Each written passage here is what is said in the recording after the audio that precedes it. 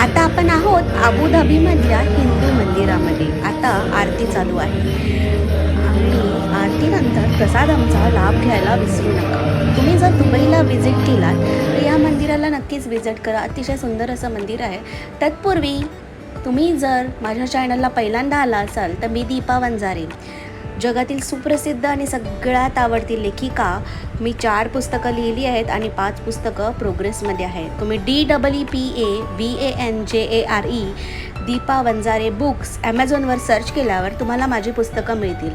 आणि माझ्या पुस्तकांमुळे लोकांच्या आयुष्यामध्ये मानसिक स्वास्थ्य सुदृढ होतं आहे. वेगवेगळ्या विषयावर माझी पुस्तकं आहेत.